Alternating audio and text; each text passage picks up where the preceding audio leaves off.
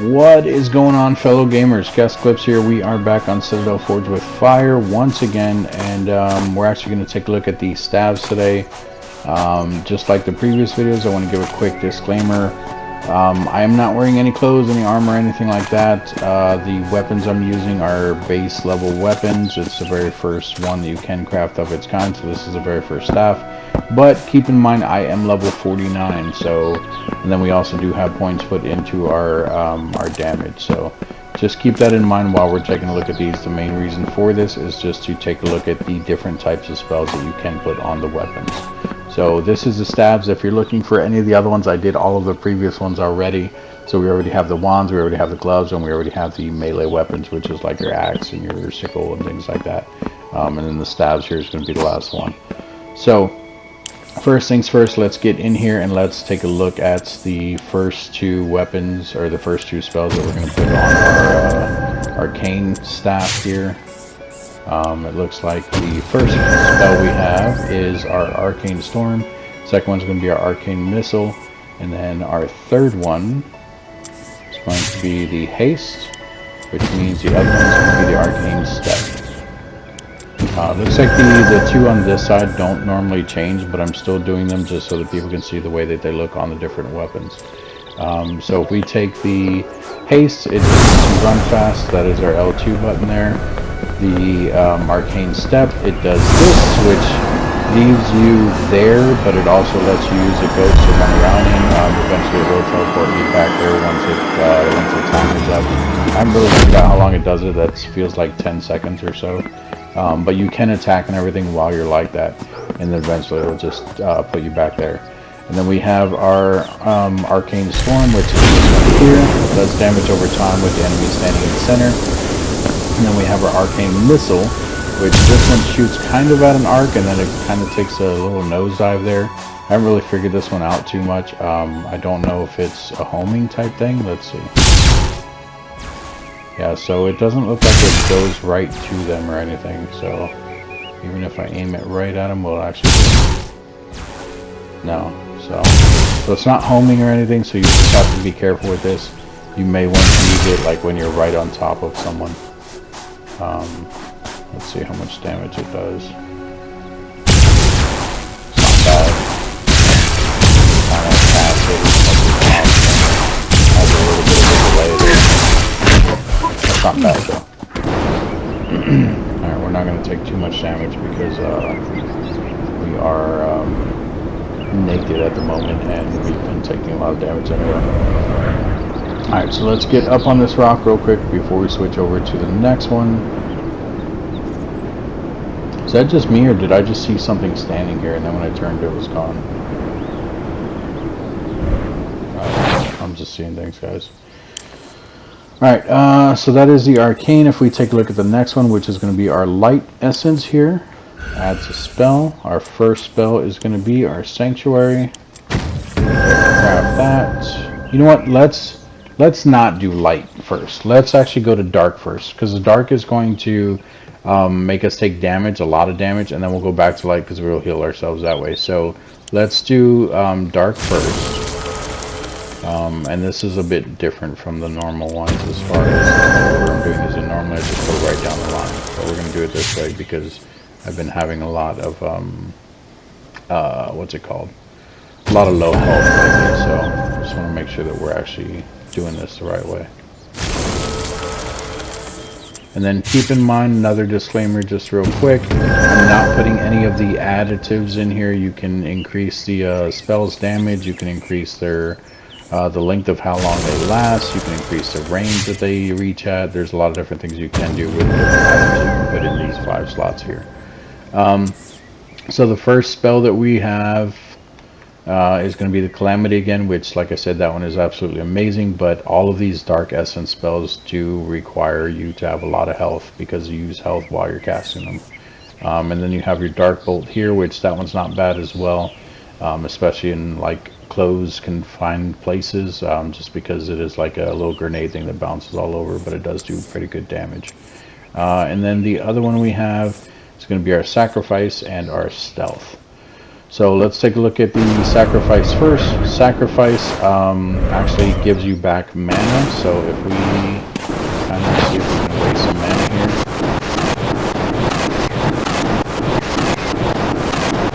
Alright, and then when we do the sacrifice, you'll see that my health is going to be dropping. It'll give me back mana. So we're getting back mana no matter what anyway, because of the ring we have. It's giving us 5 per second, but it will go a lot faster using the sacrifice. So let's go ahead and stop that. You can see that's normal, and then holding L2, the sacrifice, you can see it's going a lot faster, but it's also taking our health in order to do this. This is why I wanted to do this backwards, so that we can use the light ones in the next one to heal us. And then the stealth, which is our R2, looks like this. Keep in mind you cannot move fast while you're doing this. This is as fast as you go. I don't know if you can use haste while you're like this or not. If the creature or enemy already sees you, normally they will still keep attacking you, but you should be able to stealth past things, and it does last a while until you attack or until it wears off. So if I hit triangle, just do a normal attack, it wears off. And then if we go back over here, this is the dark bolt that I was talking about that kind of bounces all over the place. That's why I said it'd be good in confined places. So if you shoot it, you do have to actually hit the enemy with it, and it will eventually explode if it gets enough hits off, which I'm not even hitting them. Oh, it's so when they, so it looks like it's when they die is when they explode. But keep in mind, every time I'm casting this, I'm using health to cast that, guys. So be very careful with that. And then the other thing we have here is the Calamity, which this one is very strong, but it also drains your health a lot quicker as well. So if you use it, it looks like this. You do have to keep it on the enemy. I don't know why he didn't attack anything, but I'm not complaining. And then you can see our health is very low. So let's grab whatever's in here, and then we'll back off because there's a guy inside that cage too. Cage. I meant cave. No, I said cage. Yeah, there's a guy in there. There's a couple guys in there, so be sure that's in there.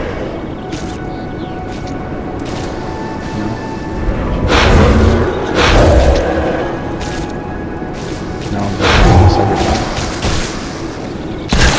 Ah! So, the whole reason that I actually fell out of the sky is because it actually hit me. When you are flying, if you do take damage, you will fall. You can fly again immediately, but if something is attacking you non-stop, it's going to be very hard getting off the ground. Alright, so that is all of the dark essence there. Now we can go back to the light one so that we can heal ourselves up. So let's do this one. We're going to go to Sanctuary. There. Do this one. This one is Absolution, which can go there. Switch weapons. This one is Atonement, which can go there. And then our last one's going to be Pacify, which can go there. Alright, so Atonement, this one is a healing one. It basically works like the reverse sacrifice.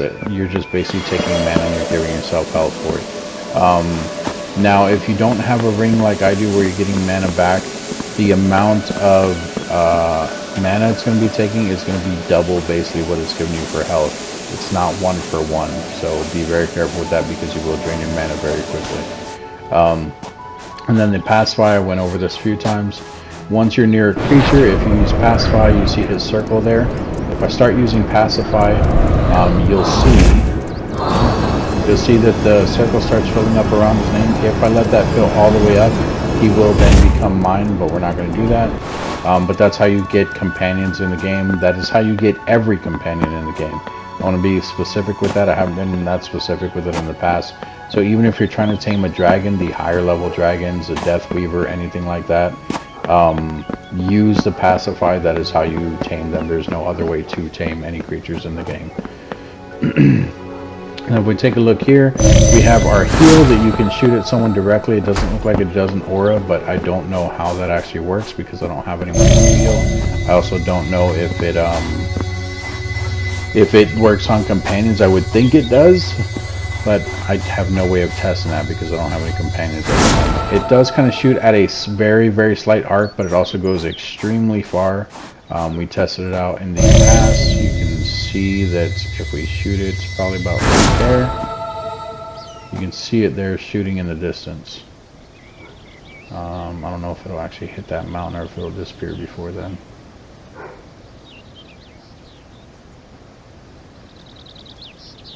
Alright, I don't know if you guys seen that, but that basically went all the way to that mountain.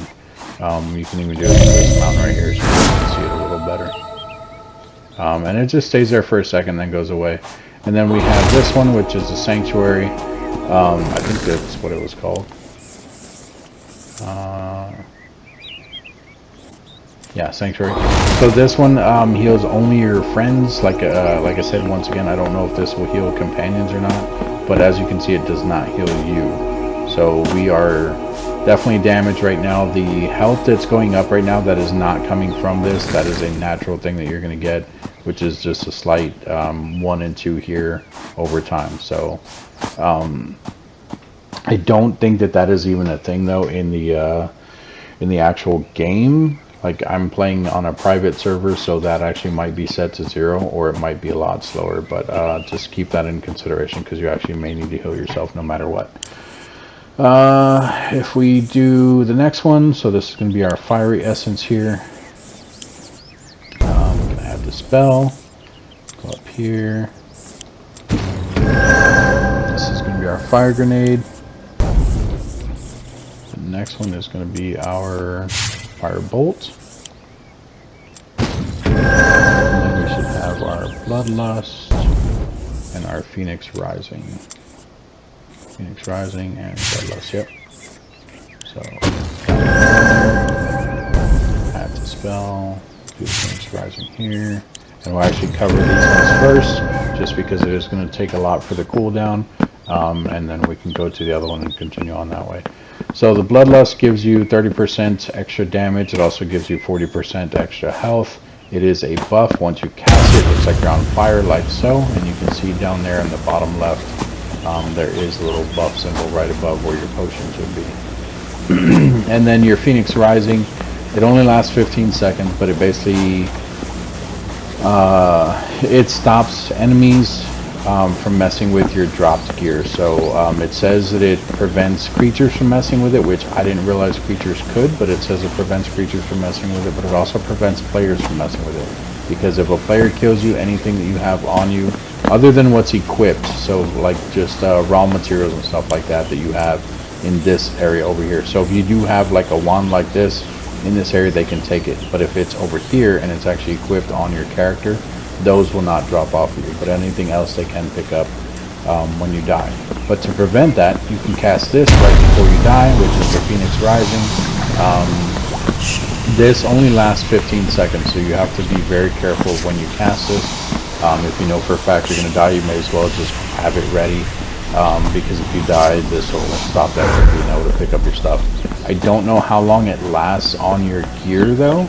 I know the spell only lasts 15 seconds, but I'm not sure how long that lasts on your actual gear. So just be careful with that. And then we do have our fire grenade, which is this one. Find an enemy real quick. So we have our fire grenade here, which shoots at an arc. That was a crappy arc. Oh, no, that's not the... Okay. There's the one that shoots at the arc. So this one shoots at an arc. It does set them on fire if it actually hits. Like so. You can see he is taking damage over time. And then the fire grenade bounces a little bit, but it will eventually blow up. It blows up on impact, and it blows up after a certain period of time. Where are you going, dude?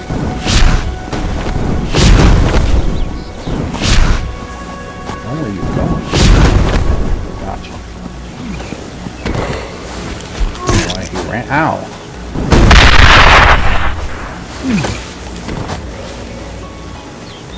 Okay. So that's that, and then we can come and look at our storm one here. So we pick our storm one. We can do our concentrated storm there. Do our arc here. And those are probably still on cooldown. They are. Okay. So Concentrated Storm, this one's really cool. I've talked about this one in the past. I use this one a lot. When you cast it, it leaves a storm in that area, and it does do damage over time. Now you can actually cast that multiple times in the same area if you wanted to. You can get out about 2 to 3. Just depends on your cooldown reduction, but it does do damage over time. So if they're standing in between these, they're taking damage from both. Or if they're just in a circle, you can cast that in the same spot multiple times. It's hard to tell that they're there, but yeah, there's 2 there. The swords are even staying the same, so you can't really tell. And then you do have the arc here, which is this one here. Looks like it just has a very slow arc. It just goes towards the enemy. Keep in mind it goes at an arc anyway. So what I mean by that is like it'll come out at like a certain height and it'll start dropping. But once it gets near an enemy, it will actually kind of shoot lightning at them if it's close enough to them. Looks like it only goes a certain distance, so.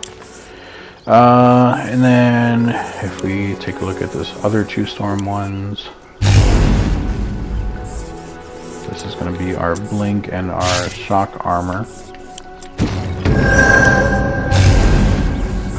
which the blink you guys see me use all the time. As I stated in the past, I will continue to show you guys even with the different weapons, because sometimes it can look different, and then if you're not interested in the other weapons, you only come across this one. I want to make sure you guys know what's going on with it. So this is your shock right here. It basically puts a little shock thing on you. It actually does kind of look like armor there. You can kind of see the little chest piece that it puts on you or whatever. But it does do 25% damage back to the caster, which can be a lot depending on the enemy that's hitting you.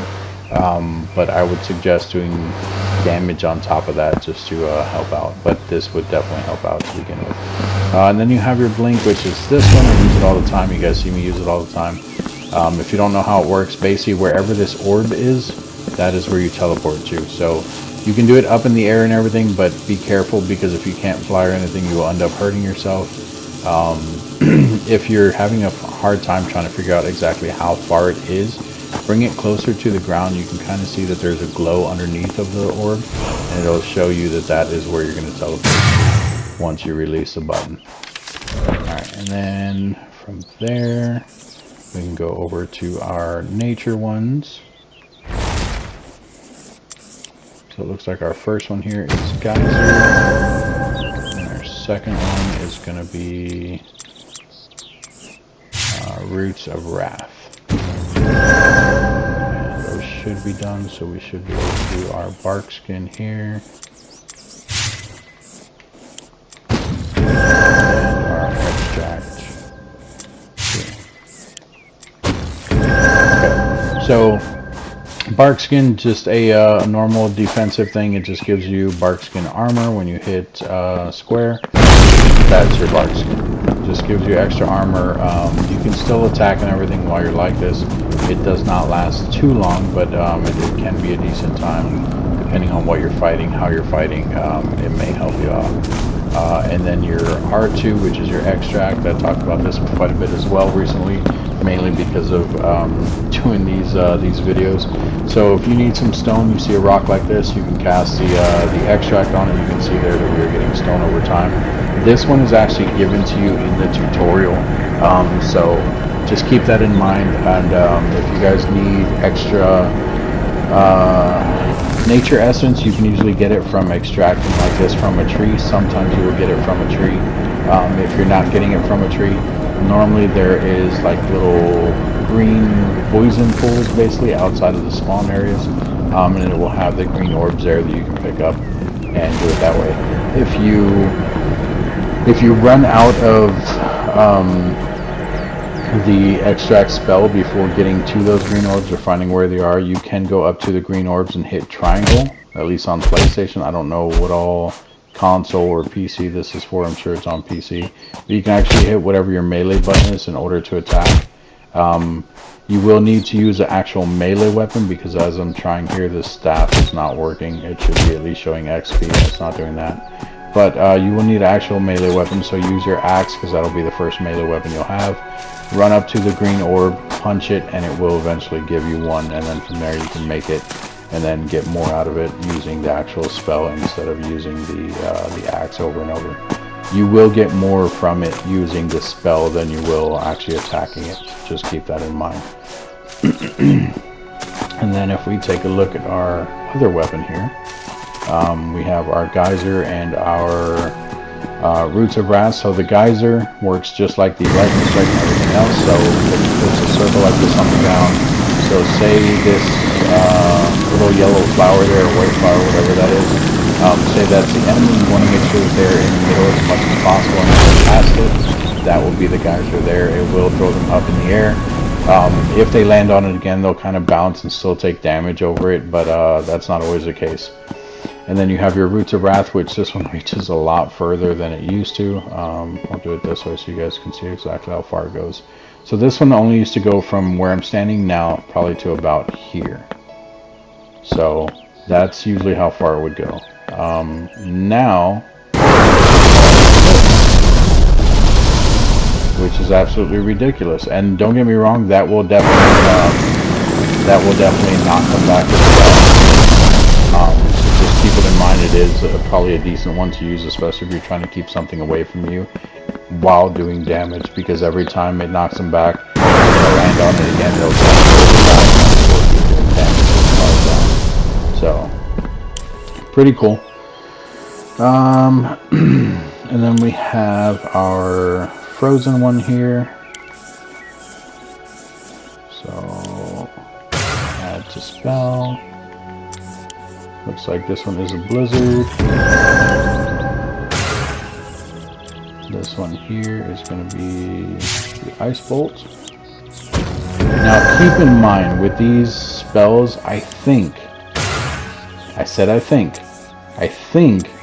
that certain spells work better on different weapons. We used the blizzard on the melee weapon, and it wasn't bad, but it didn't seem like it did that much damage. We didn't actually use it on an enemy, but the damage on it was very low. If we take a look at it on this one,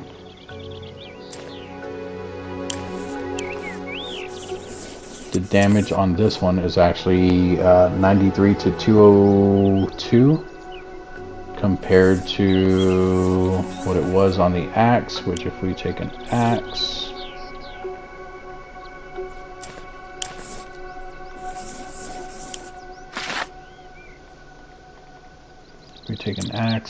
go here, here, blizzard. I guess that's technically better on the axe. I don't know, it seemed like it'd be lower on the axe. Anyway, so first of all, let's unequip that axe now so I don't get these mixed up. Alright, so technically the blizzard, you hold down L2, works just like the other one. You'll want to make sure that the creature or whatever is in the middle, or if they're running at you and you know they're going to keep coming at you, you'll want to make sure that they're on the end of the circle. The reason why I say that is because they will walk through it. So if it was that mushroom, they'll be walking through it. It does slow them down, and it also does a lot of damage to them. Now, keep in mind how big this circle is. I'll do it right... Let's see. We'll do it in the grass so that you guys can measure it like using the blades of grass. So if I hold L2, we'll do it on the edge of that rock to my right. Right there, and you can see that it is reaching at least to that blade of grass right there. So keep that in mind. That is by holding down L2. Now if I just tap L2, you can see it doesn't even reach the rock, and it doesn't reach over there, so it's definitely a lot smaller. So if you're casting it, try to hold down L2 as much as possible. I don't know if the same thing works with the Arcane Storm and stuff like that. I've never seen it get bigger, but it sounds like it's charging, so I think it might do more damage over time, if anything. So normally when I cast spells like that, I do hold it down before releasing it, but I've never actually tested whether it does more damage. And then we have our Ice Bolt here, R2. That one does shoot at an arc. It actually is a pretty decent arc. I don't know how far it goes, though. Oh, that's actually a lot further than I thought it would.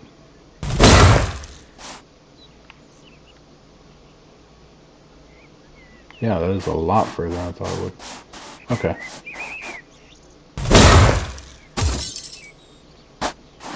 I think it hit that flag.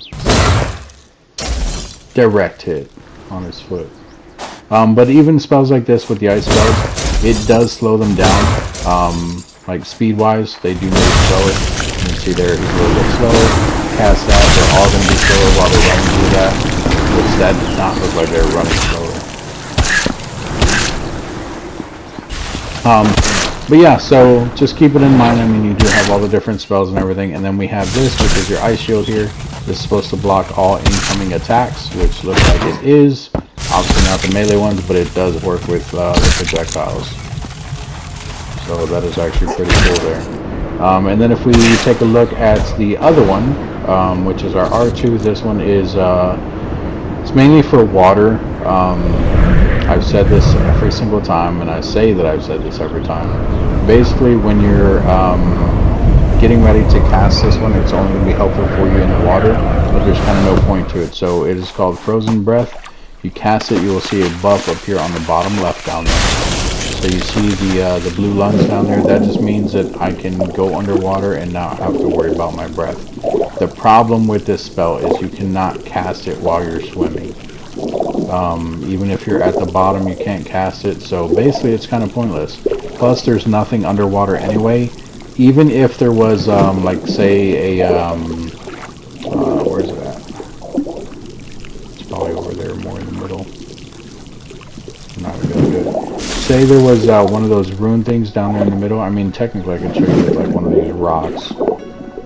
We'll do that. We'll look at the rocks. And I've looked for underwater caves. Granted, I have not been all the way around the entire map underwater, so there might be something I'm missing, but I highly doubt it just because there's nothing underwater anyway. At least not that I've seen. So if you cast it, say you wanted to pick up, say this rock was something important, as far as like gold or something like that, you wanted to use it, you had your extract spell, you can't do anything with the extract spell. You can't even hit triangle under here to attack it. So it does nothing for you being underwater. And you can't even recast it while you're underwater, so there's literally nothing you can do about it. So I think it's just an untapped feature that that does nothing for you. Hopefully they come back to it and they visit it in the future, but at the moment there's nothing that it does for you at all. So I wish you could fly up out of the water too, but you can't. I was trying to get on that ledge there, but it wouldn't even let me. Because it did look like there was something actually right here that you can go up under.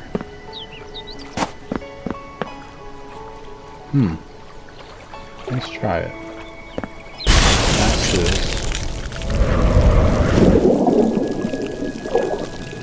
No, it's just a glitch. Okay, so yeah, we're inside the rock. Well, here's a place for you guys to build if you want to build. You're in a PvP server. I would advise against it though, probably get banned for something dumb. But yeah, so it really doesn't have an effect on anything other than you holding your breath. And then we have our last one here, which is our summoning one. We're going to add to spell. This one is going to be the summon turret, which I like this one. I've said that as well. We have summon aggressive.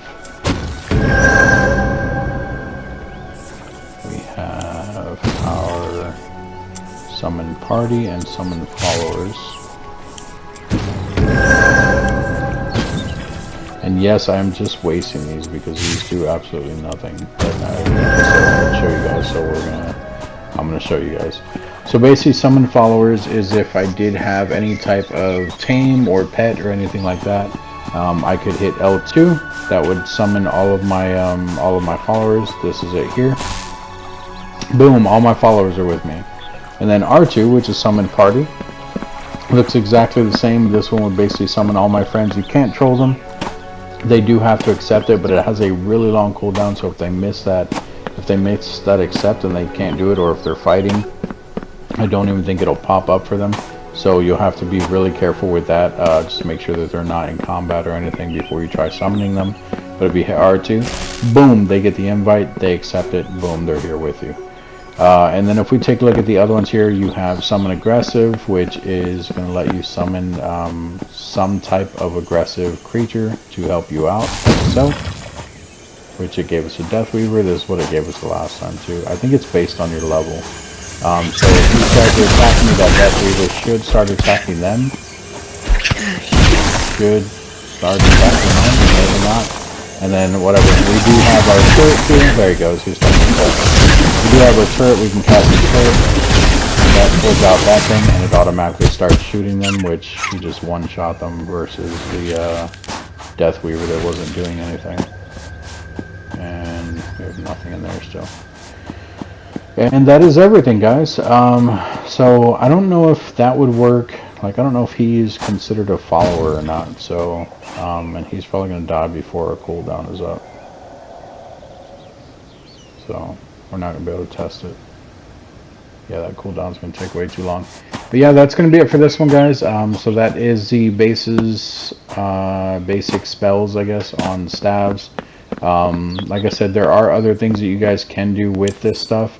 So if you're looking at your spells here, in this area here, where these 5 blocks are, you can put things in there like this feather, which you can see there, it adds up to 10% range crafted spells. Now, you can do one in each one, and I believe that will give you 50% range. I have not verified that yet, though, because it's just weird the way that it works. I think I've tested it before where I've only done one, and it does do a shorter distance, where 5 will do a longer distance, but it does not feel like 10%. But yeah, you can do things like that, or like this one would add a leech damage to it, so basically the damage you're doing towards them, you get a little bit of health back. You could do, not that would be food. You could do probably this crowberry, which would give +1 damage percent. You can do the ghost orchid, which gives spell energy, meaning that the spells, like the spell wouldn't break as fast. One of the basics about the spells that I didn't say in any of the other videos, so if you're watching this one, you're getting a little bonus here. If you look down there at the bottom where the spells are, they have the different squares going around the L2 and the R2 button. Once that square goes away, that spell breaks, and you basically have to reapply it. The weapon doesn't break, but your spell breaks. So be very careful with that. But now that we actually have both of those up, let's try summoning this guy again. Still another Weaver, and then let's see if we can... Well, see, he's not gonna... Is there a way to make him stay? No. Can I resummon him over here? No. So, yeah, I tried it, but I guess this guy you can't really control. I mean, he just stays with you no matter what. Normally you can hit square on them, and you'll have, like, whether you want them to stay, or follow, or dismiss, or whatever, but I think these ones just automatically follow you no matter what, so... oh, well, what was that? Weirdo. Anyway, that's going to be it for this one, guys. If you guys have any questions, comments, concerns, put it down in the comment section. I appreciate each and every one of you for stopping by, watching the videos, even if it's not that many of you. You guys are absolutely amazing. If you guys want to see more on this game, make sure you're putting it down in the comment section as well. Even if you're not liking the video, normally I don't ask this, but I'm asking now. Do me a favor, still hit the like button. Just put down in the comment section that, you know, it's not a game you would prefer to keep watching or whatever. The only reason I'm asking that is because the likes still do help out the channel, so if possible, I'd like to get as many likes as possible, even if you guys don't like it. I mean, you can even, honestly, even do the dislike. I think that's still more interaction than not liking it at all. But still put down in the comment section, you know, whether you actually liked it or you didn't, whatever the case may be. It'll definitely help out the channel. And then don't forget that the notification bell icon, it will let you guys know every time I post videos. And on top of that, I am trying to do more and more live videos, so if you guys are on and you catch me streaming, the notification bell icon will let you guys know when I am streaming. And normally I will put the name of the game in the stream, unless it's just a normal stream that we're just kind of relaxing with and not really doing anything competitive, or you know, it's not a new game or anything like that. So but thanks for stopping by. I appreciate each and every one of you, like I said, and I will see you guys in the next video.